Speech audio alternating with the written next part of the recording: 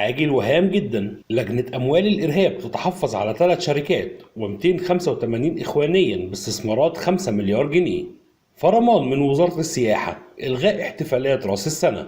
تأجيل محاكمة محمد رمضان اليوم بسبب صورته مع الممثل الإسرائيلي. وتوقف حركة القطارات عقب خروج قطار عن القضبان. كانت هذه هي أهم الأحداث، وإليكم الأنباء بالتفصيل. من فضلك ادعمنا بلايك واشترك في القناة وفعل الجرس عشان يوصلك كل الأخبار الحصرية لحظة بلحظة. عاجل وهام جدا. لجنة أموال الإرهاب تتحفظ على 3 شركات و285 إخوانيا باستثمارات 5 مليار جنيه.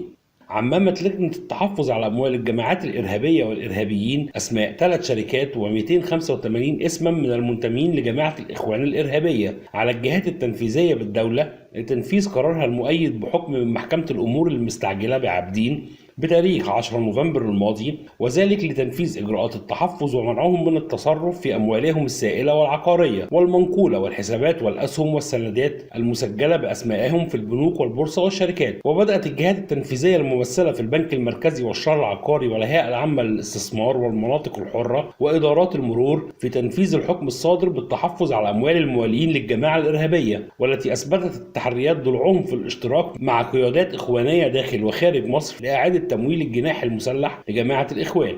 وكشفت مصادر رفيعة المستوى أن حجم الاستثمارات والأموال التي تم منع أصحابها من التصرف فيها بلغت نحو 5 مليار جنيه، والتي كانت أرباحها تقسم من الباطن ويتم توجيه الجزء الأكبر منها في دعم وتمويل الإرهاب، على أن يتم وضع الأرباح في حسابات شخصية أخرى ومنها إلى جماعة الإخوان الإرهابية لاستخدامها في تمويل الإرهاب. وأضافت المصادر قيام عناصر التنظيم المسؤول عن إدارة الكيانات الاقتصادية والمالية والمالكين لها رجال الأعمال وأصحاب رؤوس الأموال المتحفظ عليها بالاشتراك في تنفيذ المخطط الإرهابي عن طريق استغلال العوائد المالية لتلك الكيانات والمتمثلة في المدارس والمستشفيات والجمعيات الأهلية والمراكز الطبية وشركات الصرافة والمقاولات والسياحة والعقارات والأدوية والقنوات والمواقع الإلكترونية في تمويل أنشطة الحراك المسلح وتدريبها وشراء وتخزين الأسلحة للقيام بالعمليات الإرهابية ابتغاء حدوث انفلات أمني لقلب نظام الحكم الشرعي للبلاد. فرمان عاجل من وزارة السياحة إلغاء احتفالات رأس السنة.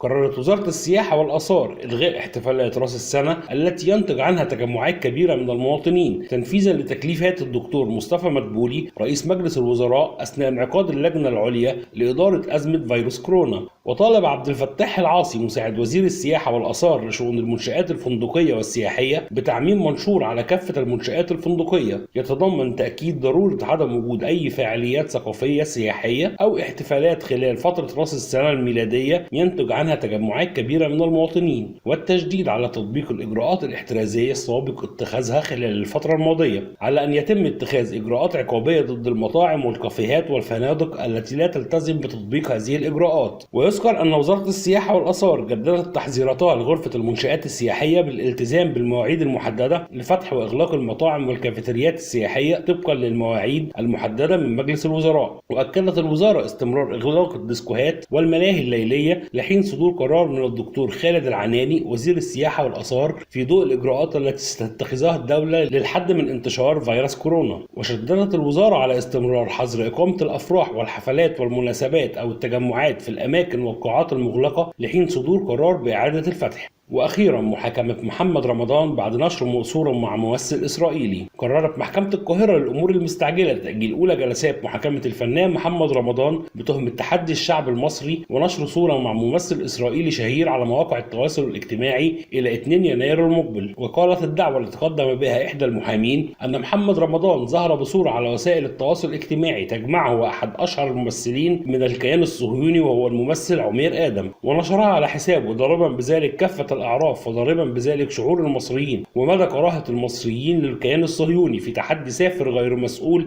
اعتاد عليه محمد رمضان أو نمبر 1 متعمدا إثارة الفتن بين الشعب المصري سواء بأعماله على الشاشات أو صورة منشورة له. وأضافت الدعوة أن محمد رمضان تناسى أن الكيان الصهيوني هو عدو بلدنا الأول، وطالب مقدم الدعوة بمنع ظهور محمد رمضان على القنوات الرسمية للدولة وكذلك القنوات الفضائية، ومنعه من إقامة أي حفلات غنائية داخل الأراضي المصرية أو تصوير تصوير أي أعمال فنية داخل مصر وشطبه من نقابة المهن الموسيقية والسينمائية. توقف حركة القطارات على خط القاهرة طنطا عقب خروج قطار عن القضبان. توقفت حركة القطارات على خط القاهرة طنطا بمحافظة المنوفية، وذلك عقب خروج القطار رقم 544 القادم من طنطا إلى القاهرة. تلقى اللواء أحمد فاروق مدير أمن المنوفية اختارا من مدير إدارة المباحث الجنائية يفيد بورود بلاغ من ناظر المحطة بخروج قطار رقم 544 عن القضبان بأشمون وكسر إبرة القضيب وفصل عربتين عن القطار، ولا يوجد إصابات بشرية بين الركاب، فضلا عن فصل العربتين ومواصلة الطريق للقاهرة ب5 عربات فقط. أخبارنا خلصت النهاردة. لو عجبكم الفيديو اضغطوا لايك وشاركوا الخبر مع أصحابكم،